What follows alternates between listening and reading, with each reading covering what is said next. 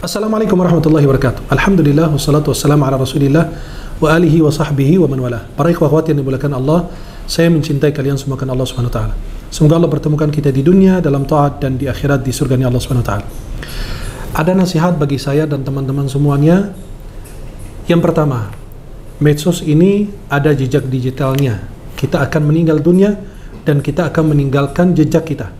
Silakan menentukan jejak Anda, baik atau buruk.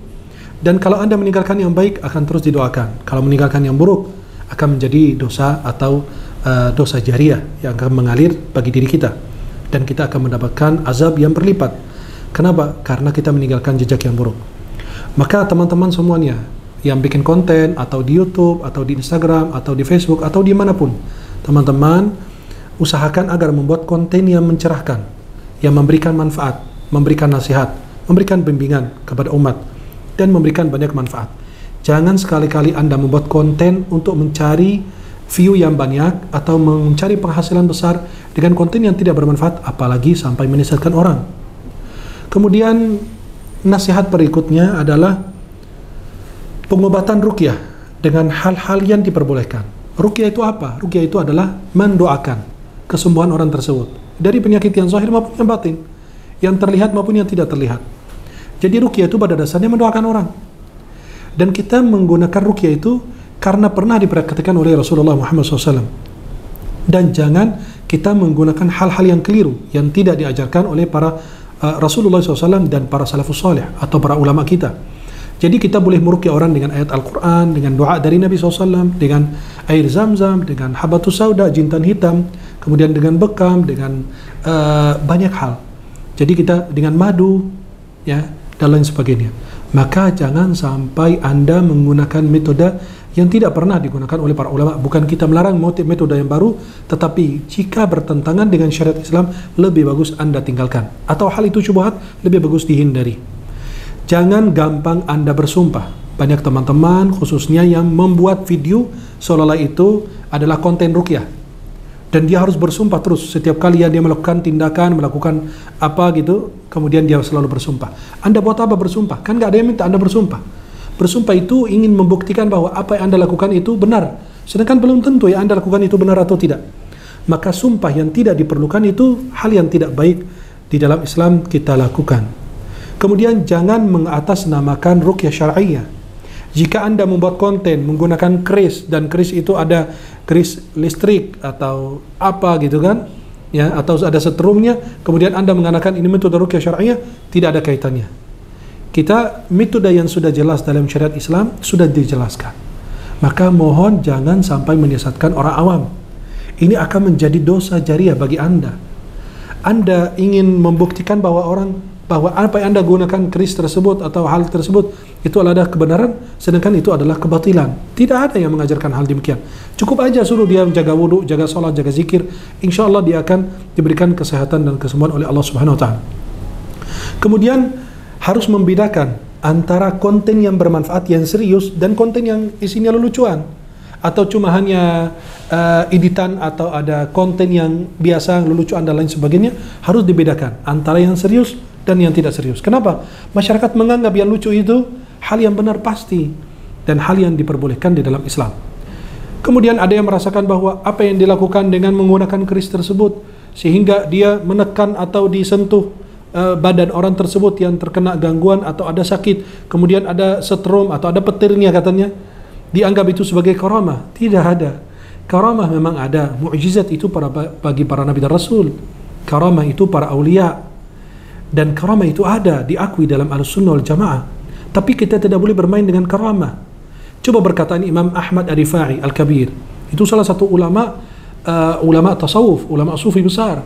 Di dalam kitab beliau Al-Burhan Al-Mu'ayyad, beliau mengatakan, "Ay akhi, akhafu 'alaika min al-farahi bil karamah wa idhariha. Al-awliya'u yastatiruna min al-karamah kastitari al-mar'ati min dam al-haid." Wahai saudaraku yang aku cintai, aku khawatir terhadapmu.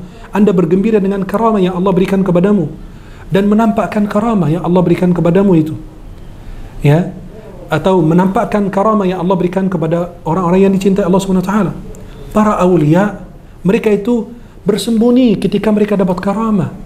Mereka menghindar pada saat mereka mendapatkan karamah. Kenapa?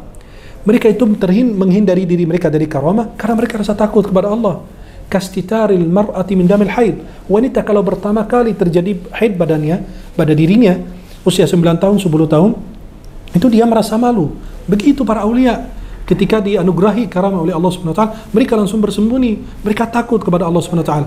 Maka Imam Abu Ali Al-Jauzai, Imam Abu Ali Al-Jauzai mengatakan, kun sahib al-istiqamah, la talib al-karamah. Jadilah orang yang memiliki istiqamah, beribadah, mendekatkan diri kepada Allah, bukan orang yang menuntut dan mencari karamah. Fa inna nafsaka mutaharrika fi talabil karamah wa rabbuka yutalibuka bil istiqamah. Karena diri manusia itu senang mencari karamah agar dia diakui, apalagi dia bikin konten bahwa dia bisa ini, bisa begitu. Sedangkan para aulia dulu tidak demikian sama sekali, dan itu hal yang keliru. Maka Allah meminta kita buat istiqamah, bukan meminta kita mencari karamah. Ada kisah seorang murid berkhidmat, bermulazamah kepada Syekh Abdul Qadir Al-Jilani. Seorang murid itu berkhidmat 5 tahun, tidak pernah ada karamah dari Imam Abdul Qadir Al-Jilani. Kemudian bertanya, ya Sayyidi, saya berkhidmat kepadamu 5 tahun, tidak pernah sekalipun melihat karamah dari di anda. Kata Syekh Abdul Qadir, apakah engkau mendapati aku meninggalkan taat kepada Allah? Kata murid, tidak. Apakah kau melihat aku meninggalkan sunnah Rasulullah? Beliau mengatakan, tidak. Wahai anakku, demi Allah ini adalah karamah. Karena istiqamah lebih baik daripada 1000 karamah. Istiqamah lebih baik daripada karamah. Maka saya berharap kepada teman-teman yang membuat konten di YouTube atau di Instagram atau dimanapun Anda berada, mohon untuk membuat konten yang mencerahkan dan membawa manfaat. Jika Anda punya metode, jelaskan dulu dasar daripada metode ini apa, sehingga Anda menipu atas nama ruqyah syariah, sedangkan ruqyah tidak sama seperti yang Anda praktikkan. Itu adalah kekeliruan. Dan masyarakat jangan tertipu, dia baca sholawat, dia baca ayat Quran, bisa jadi itu cuma hanya menipu umat, sehingga orang merasa bahwa dia baca sholawat, dia baca ayat Quran, sedangkan di dalam dirinya dia baca mantra-mantra yang keliru. Maka umat harus cerdas, umat harus memfilter apa yang orang itu lakukan. Jika Anda melihat seorang peruqyah, tanya, dari mana dasar apa yang Anda lakukan ini? Apakah dalam Quran, dalam hadis, atau dalam kitab-kitab ulama salafus saleh?